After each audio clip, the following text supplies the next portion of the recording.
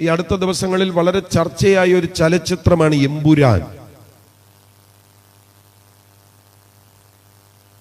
എന്റെ പ്രിയപ്പെട്ടവരെ, ബൈബിളുമായിട്ട് ഒരർത്ഥത്തിൽ ചേരുന്ന കാര്യമല്ല എമ്പുരാൻ. ഞാന് അതങ്ങനെ പറയുന്നത് നമ്മുടെ ചെറുപ്പക്കാർ, നമ്മുടെ കുഞ്ഞുങ്ങൾ വഴിതെറ്റിപ്പോകാതിരിക്കാൻ വേണ്ടിയാണ്.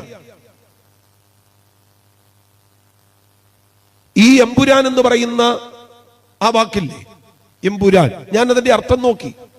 വീണുപോയ മാലാഖ എന്നാണ്. ആരാണ് വീണുപോയ മാലാഖ? ആരാണ് വീണുപോയ മാലാഖ? കുഞ്ഞുങ്ങളൊക്കെ പറഞ്ഞിട്ട് ആരാടാ വീണുപോയ മാലാഖ?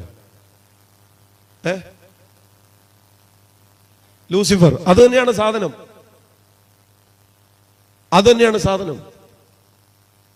വീണുപോയ മാലാഖ, പ്രഭു. അങ്ങനെയാണ് ഈ അർത്ഥം കാണുന്നത്. ഇതൊരു ബൈബിൾ സ്റ്റഡി ഒക്കെ ആയിരുന്നെങ്കിൽ ഞാൻ ആ പ്രഭു എന്ന് പറയുന്ന പദത്തെ കുറച്ചുകൂടെ മനസ്സിലാക്കായിരുന്നു. ഈ എഫേസ്യ ലേഖനം 2-ാമത്തെ വാക്യത്തിൽ ആകാശത്തിന്റെ പ്രഭു എന്ന് പറയുന്നുണ്ടല്ലോ, ആകാശത്തിന്റെ അധികാരി, പ്രിൻസ് ഓഫ് ദി എയർ, ആകാശത്തിന്റെ ആ അധികാരി, ആ പ്രിൻസ് എന്ന് പറയുന്നത് അതാണ് പ്രഭു. ആർക്കോസ് എന്ന പദം അവിടെ ഉപയോഗിച്ചിട്ടുള്ളത്. ഞാൻ പറഞ്ഞല്ലോ, അതൊരു ബൈബിൾ സ്റ്റഡി ആയിരുന്നെങ്കിൽ ഞാൻ കുറച്ചുകൂടെ കാര്യമായിട്ട് പറയായിരുന്നു. അപ്പം ആ സിനിമയുടെ അണിയറ പ്രവർത്തകർ എന്താണോ ഉദ്ദേശിച്ചത് അത് തന്നെ. 2 ദിവസങ്ങൾക്ക് മുൻപ് ഈ സിനിമയുടെ അണിയറ പ്രവർത്തകരിൽ ഒരുവനായ പൃഥ്വിരാജ്, സിനിമാ നടനാണ്, അയാളുടെ ഫേസ്ബുക്കിൽ അയാൾ പങ്കുവെച്ച ഒരു വാക്കുണ്ട്. യോഹന്നാന്റെ സുവിശേഷം 1-ാമത്തെ വാക്യമാണ്. അതിനെ വികലമാക്കി പൃഥ്വിരാജ് ആ പോസ്റ്റ് എന്റെ ഉള്ളത്. അയാൾ അതിനകത്ത് എഴുതിയിരിക്കുന്നത്, അന്തിമമായ ഒരു നാമം ഉണ്ടായിരുന്നു, ആ നാമം ലൂസിഫറിന്റെ പക്കലായിരുന്നു, ആ നാമം ലൂസിഫർ തന്നെയായിരുന്നു. എന്റെ കുഞ്ഞുങ്ങളെ, ഞാൻ വളരെ നിഷ്കർഷയായിട്ട് പറയും, ഒരു ബൈബിൾ പ്രഭാഷകൻ എന്നുള്ളതിലെ പറയുകയാണ്, നിങ്ങൾ അതിനകത്ത് പങ്കാളികളാകരുത്. അതിലെ പാട്ടുപാടി സിനിമയ്ക്ക് പണം കൊടുത്ത് അത് പോയിരുന്ന് കണ്ടിട്ട് ആ പകർച്ചയുമായിട്ട് നിങ്ങൾ തിരിച്ചു വരരുത്. പിശാചിനെ വാഴ്ത്തിപ്പാടുന്ന ഒന്നിനകത്ത് നമുക്ക് പങ്കാളിത്തമില്ല. ഇത് ചതിയാണ്, ഇത് വഞ്ചനയാണ്. ഞാൻ പറയാം, ഈ ശ്രവ്യ മാധ്യമങ്ങളെക്കാൾ ഏറ്റവും കൂടുതൽ ആളുകളെ സ്വാധീനിക്കുന്നത് ദൃശ്യമാധ്യമങ്ങളാണ്. ഞാൻ ചോദിക്കട്ടെ, ഈ അടുത്ത കാലഘട്ടത്തിൽ ഉണ്ടായ സിനിമകളല്ലായിരുന്നോ ഏറ്റവും അധികം കേരളക്കരയിൽ ക്രൂരകൃത്യങ്ങൾ നടത്തുവാൻ പ്രേരിപ്പിച്ചത്? ഒരു കൊലപാതക രീതി തന്നെയുണ്ട്, ദൃശ്യം മോഡൽ കൊലപാതകം. കേരളത്തിൽ തന്നെ എത്ര കേസുകൾ അതിന്റെ പേരിലുണ്ടായി. ഒരു മനുഷ്യനെ തല്ലിക്കൊന്ന് കുഴിച്ചിടുക, എന്നിട്ട് അതിന്റെ മീതെ ഒരു നായയെ കൊന്നിടുക. ദൃശ്യം മോഡൽ കൊലപാതകം, വയലൻസും ഇതുപോലെയൊക്കെയുള്ള സകല നീതിയെയും അവഹേളിച്ചുകൊണ്ട്, സകല മാനുഷിക മൂല്യങ്ങളെയും തട്ടിത്തകർത്തുകൊണ്ട്, തിന്മയുടെ ശക്തിയെ ദൈവത്തിന്റെ സ്ഥാനത്ത് പ്രതിഷ്ഠിക്കുന്ന, വഞ്ചിക്കുന്ന, ചതിക്കുന്ന വ്യാപാരങ്ങൾ അത് ഈ കാലഘട്ടത്തിൽ വളരെ സജീവമാണ്. എന്നോട് പണ്ടെങ്കിലും രാമൻ പറഞ്ഞാട്ട്, നമ്മൾ പാടേണ്ട പാട്ട് ഇല്യൂമിനാറ്റി ഒന്നുമല്ല.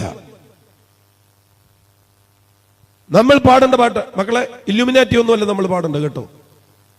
നമ്മൾ പാടേണ്ടത്, ഞാൻ കൊച്ചു പിള്ളേരോടെ പറയുന്നത്, കൊച്ചു കുഞ്ഞുങ്ങളാ ഏറ്റവും അധികം ഇത്യാദി കാര്യങ്ങളിൽ ആകർഷിക്കപ്പെടുന്നത്.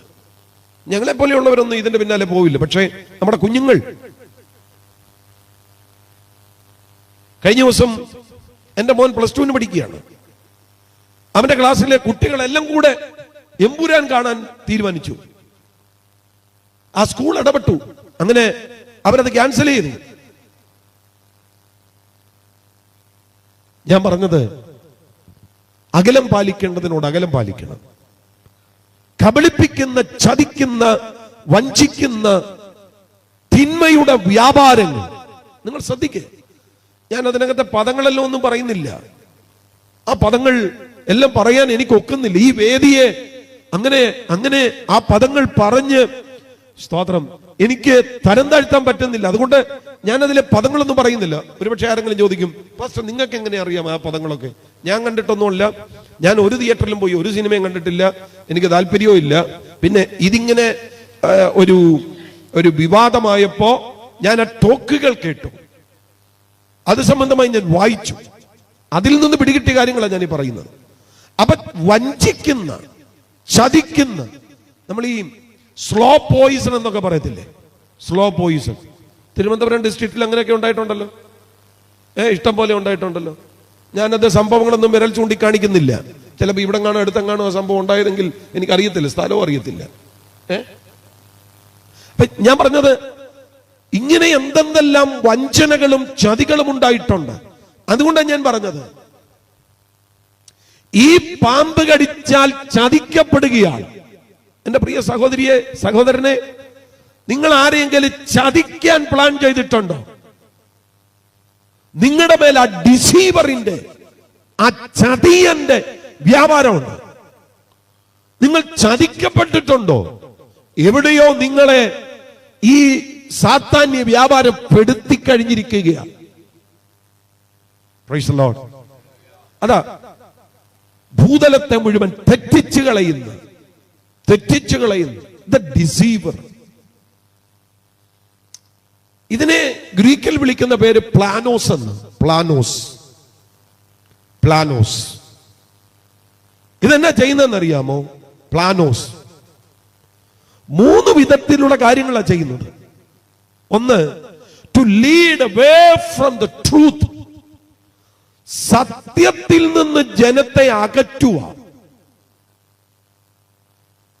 എന്ന് പറഞ്ഞു കഴിഞ്ഞാൽ 2 കൊരിന്ത്യർ ലേഖനം 4-ാം അധ്യായം 4-ാമത്തെ വാക്യം, ദൈവപ്രതിമയായ ക്രിസ്തുവിന്റെ തേജസ്സുള്ള സുവിശേഷത്തിന്റെ പ്രകാശനം ശോഭിക്കാതിരിക്കേണ്ടതിന് ഈ ലോകത്തിന്റെ ദൈവം അവിശ്വാസികളുടെ ഹൃദയത്തെ കുരുടാക്കിയിരിക്കുന്നു. കണ്ടോ? ബൈബിളിൽ നിന്ന് എത്ര കൃത്യതയോടെ, എത്ര ആധികാരികതയോടെ പ്രസംഗിച്ചാലും ആ പ്രസംഗിക്കുന്ന പ്രസംഗം, ആ തേജസ്സുള്ള സുവിശേഷം അത് ശോഭിക്കാതിരിക്കാൻ ഹൃദയത്തെ കുരുടാക്കി വെച്ചിരിക്കുകയാണ്.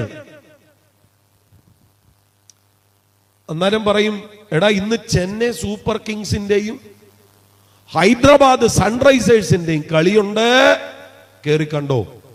പ്രസംഗം കേൾക്കാൻ വന്നിരിക്കുന്നവൻ ഫോണിൽ ക്രിക്കറ്റ് ഓണാക്കി വെച്ചോണ്ടിരിക്കുന്നേ.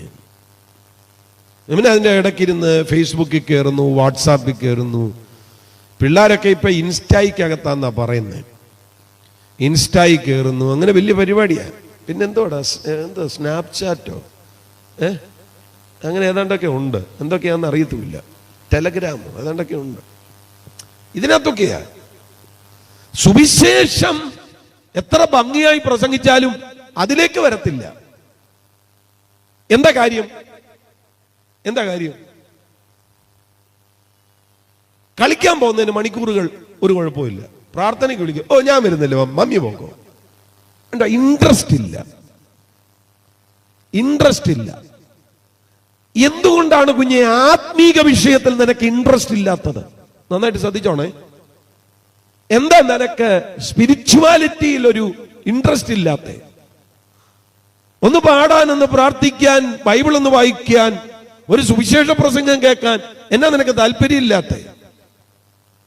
താല്പര്യം ഉണ്ടാകാതിരിക്കത്തക്ക വിധത്തിൽ ഈ ലോകത്തിന്റെ ദൈവം അതിന്റെ വെനം ഇൻജക്ട് ചെയ്തിരിക്കുക. തെറ്റിച്ചു കളയുന്ന പ്ലാനോസ്,